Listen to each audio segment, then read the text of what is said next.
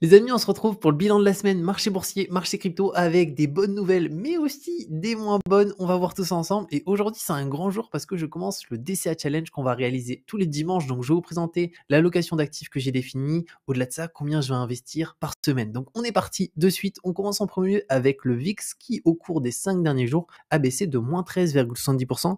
Donc ça, c'est plutôt une bonne nouvelle. Le VIX commence un petit peu à rebaisser. Après, si on regarde les indices, qu'est-ce que ça a donné? Alors, le CAC 40, malgré un VIX qui baisse, on est quand même sur un CAC 40 qui perd quasiment 4% en 5 jours, notamment à cause du secteur bancaire où il y a pas mal de panique, etc.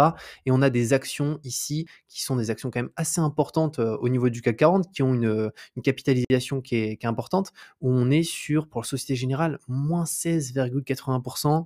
Après, si on se met sur BNP Paribas, on peut regarder, on est sur moins 14,11%. Donc, on a l'indice CAC 40 qui a pris tarif parce qu'on a ce secteur bancaire qui a été hyper impacté au cours de cette semaine qui vient de passer. Maintenant, si on passe au S&P 500, pour le marché américain, ça s'est globalement bien passé avec 2,13%. On va voir un petit peu en détail qu'est-ce que ça a donné au niveau du S&P 500. Alors, les GAFAM ont fait en sorte que le S&P 500, ça a bien marché au cours de cette semaine parce que les grosses capitalisations, on est sur plus 12 Google, quasiment plus 9 Meta, Apple plus 4, Microsoft plus 12, Amazon plus 9. Par contre, le secteur des banques, juste ici, on peut le voir, on est sur moins 18, moins 21, moins 71, moins 17. Et on a aussi les énergies, pareil, hein, ExxonMobil moins 7, qui ont pas mal diminué au cours de cette semaine. Donc ça, c'est pour le S&P 500. Maintenant, on a de grosses news qui vont arriver ce mercredi 22 mars parce qu'on a les décisions sur les taux d'intérêt de la Fed et ça va impacter les marchés dans tous les cas. On a aussi la projection économique du FOMC et la conférence de presse de la Fed. Donc ça, il faudra voir qu'est-ce que ça donne. Il risque d'avoir une grosse volatilité à ce niveau-là, ce mercredi, au niveau des annonces et on verra ce que ça donne. Dans tous les cas, on en parlera au cours de la semaine prochaine.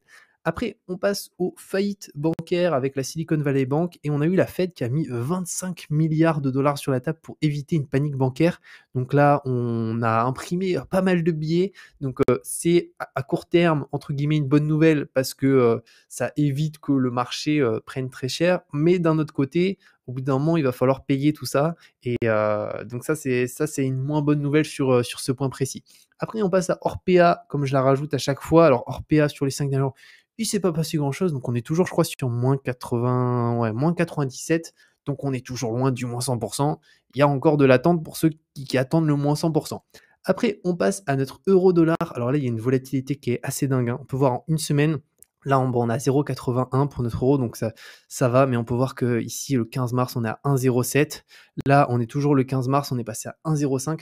Donc, on a une grosse volatilité actuellement sur les devises avec l'euro-dollar. Donc, espérons que notre euro tienne, parce qu'on peut voir que pour l'instant, on va voir où on en est, mais c'est pas terrible, hein. On va essayer de se mettre sur un an juste ici. Pour voir que voilà, on est arrivé là et finalement, on est dans une sorte de range et on n'en sort pas vraiment. Et du coup, on sort pas trop la tête de l'eau, quoi. C'est qu'on est remonté ici, et là, il se passe plus grand-chose sur ce point précis. Maintenant, on passe aux cryptos. Alors, les cryptos, au cours de la semaine, ça a monté, mais vraiment énormément. Avec sur les 7 derniers jours, un Bitcoin qui a pris plus 34%, de l'Ethereum plus 20, du BNB plus 19, du Solana, on est aussi quasiment à plus 20, DOT ici plus 17. Donc, les cryptos ont pas mal monté. C'est pour ça que j'aurais bien aimé commencer le DCA quand c'était un petit peu plus bas. Alors moi, j'investis déjà de mon côté, donc là, c'est un challenge que je fais sur la chaîne, mais à côté, j'investis aussi. Mais dans tous les cas, on va le faire quand même parce que on va investir chaque semaine, ça va être lissé. Donc même si là, on achète du Bitcoin et des cryptos qui sont, je trouve, assez élevés déjà, et bah c'est pas très grave parce que si ça rebaisse, on rachètera, etc. Donc ça, c'est par rapport aux cryptos. Maintenant, petite actu crypto, Crédit Suisse emprunte jusqu'à 50 milliards de francs suisses à la Banque centrale de Suisse. Et donc ça aussi, pareil, on a eu Crédit Suisse qui était en difficulté, donc 50 milliards de francs suisses qui ont emprunté à la Banque centrale. Donc on peut voir que la Banque centrale est quand même là pour sauver les banques. Et donc sur le court terme, encore une fois, c'est une bonne nouvelle, mais sur le long terme, il va falloir payer tout ça. Et donc ça, c'est un point qu'il faut prendre en considération. Maintenant, on passe à mon allocation d'actifs que j'ai définie pour le DCA crypto. Donc on le commence ce dimanche, on est dimanche 19 mars. Donc, je vais vous partager les cryptos que j'ai mis dans mon DC. Alors, ça risque de bouger au fil du temps parce qu'on fera des changements à certains moments. On va essayer de gérer ça de manière un peu active, même si l'objectif, c'est toujours un investissement qui est long terme.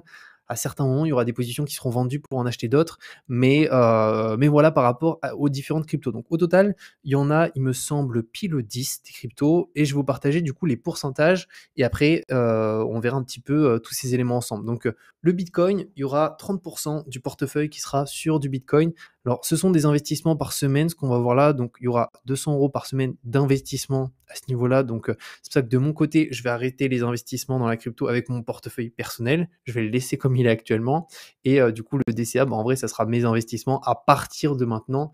Mais j'ai aussi mes investissements sur une ledger. Et là, j'en ai acheté une autre, du coup, spécialement pour ce DCA qu'on fait ensemble.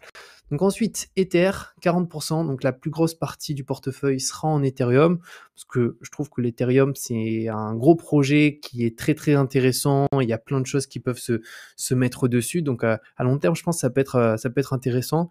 Du BNB, 7% du portefeuille, donc chaque semaine 14 euros. Du Atom, juste ici 4%.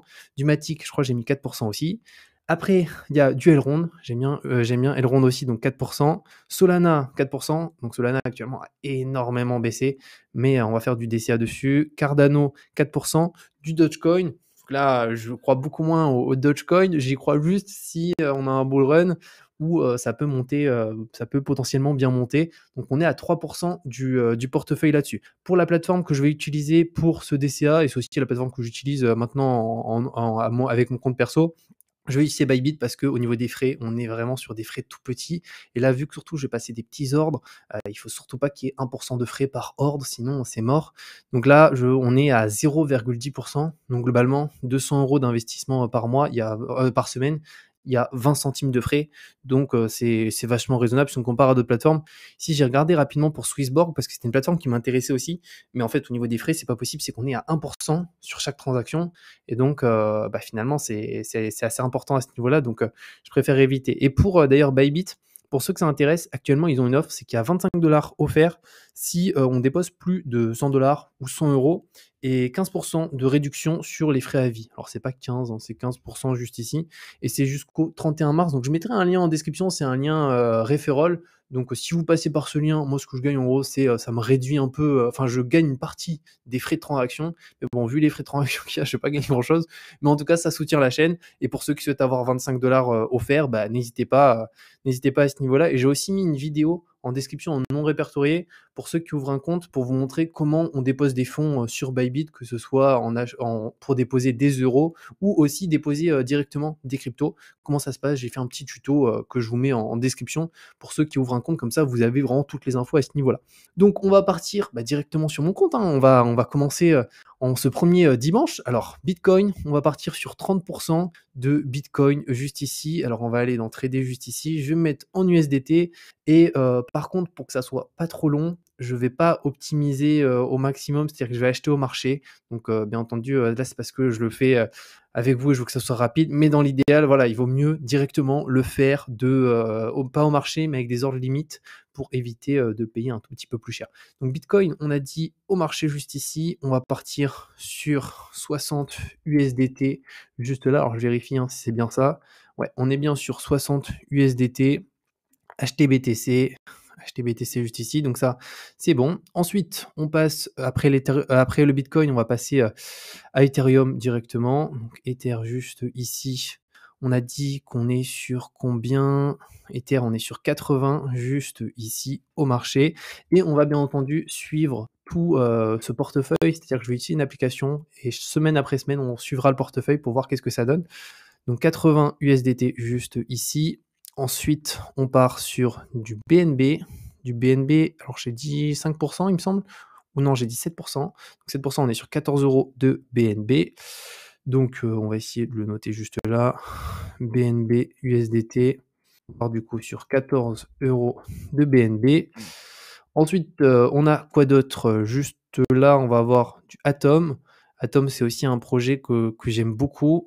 Et je pense qu'à long terme, ça peut être intéressant. Alors, encore une fois, il n'y a aucun conseil en investissement à ce niveau-là, bien entendu. Là, ici, Atom, on part sur du 8 € juste ici, enfin 8 USDT. On achète du Atom, c'est parti. Ensuite, on part sur Matic 4%. Donc Matic 4%, on va se mettre là. Matic, voilà, juste ici. 4%, on est sur 8 €. Et d'ailleurs, pour juste optimiser les frais sur Bybit, bon, déjà, il y a très peu de frais, mais disons, pour optimiser ses achats, à ce niveau-là, en fait, l'idéal, c'est de se mettre ici en limite et d'indiquer soit en fonction du carnet d'ordre, ici, on indique un prix qui est très proche en termes de vente, ou sinon, on peut se mettre un petit peu en dessous. Mais si, imaginons, on estime ici que le Matic il est trop cher, on aimerait le payer 1,10, on peut se mettre directement ici. Alors, je vais pas mettre USDT, en fait, on va le faire directement ici en quantité, ou sinon, on peut indiquer aussi directement le prix de l'ordre. Donc ça, c'est au choix, afin d'optimiser un petit peu les frais à ce niveau-là et dire, imaginons, Matic, je le veux à 1,10 et après, j'indique le nombre de quantités de Matic que je veux, ou sinon la valeur en USDT, juste ici. Moi, là, c'est juste pour que ce soit rapide, j'achète au marché, donc j'optimise pas à ce niveau-là pour pas que ça prenne trop de temps. Matic, je viens de l'acheter ou pas? Il me semble, on va aller regarder dans les ordres, est-ce que j'ai acheté du Matic? Yes, Matic, c'est acheté ou quoique, partiellement exécuté. Non, non, c'est bon, c'est acheté. OK. Ensuite, après Matic, on a ici du Elrond. Elrond, j'aime beaucoup aussi le projet, donc c'est parti. On va se mettre là, EGLD, Elrond. Donc là, c'est 8 USDT. On achète. Ensuite, on va avoir du Solana. Solana, ça a tellement baissé. On va se remettre dessus, juste là. Solana USDT. On part sur 8 aussi pour le Solana. Ensuite, on va passer au Cardano, donc le ADA directement. ADA, on est sur 8 aussi, USDT. Voilà. Et on termine par le Dogecoin, 3%, donc 6 € en Dogecoin. Tac. Dogecoin juste ici. Et on part sur 6 € pour la valeur de l'ordre. Donc c'est bon, on a passé nos différents ordres. Alors ça n'a pas été optimisé parce qu'encore une fois, on les a pris au marché, mais c'est pour que ça rappelle, je veux pas que la vidéo soit trop longue, donc j'aurais pu réduire un petit peu potentiellement une différence de prix au niveau du carnet d'ordre juste ici. Mais ce qu'on va faire en tout cas au cours des prochaines vidéos, c'est qu'on suivra directement ce portefeuille. Donc là, je vais installer tout sur un portefeuille. On va tout suivre en direct avec les prix d'acquisition, etc. L'objectif encore, c'est un portefeuille qui est long terme, mais juste, il y aura quand même une gestion active à certains moments pour vendre certains actifs à ce niveau-là. Donc voilà par rapport à tout ça, les amis. J'espère que ça vous plaît, qu'on fasse ce DCA ensemble. Pour ceux qui souhaitent le faire, comme je vous ai dit, je vous mets le lien Bybit en description pour ouvrir un compte, donc c'est gratuit, ça prend 5 minutes à tout casser. Et il y a 15% de réduction de frais à vie. Alors moi, j'ai choisi eux parce qu'en fait, les frais sont très faibles.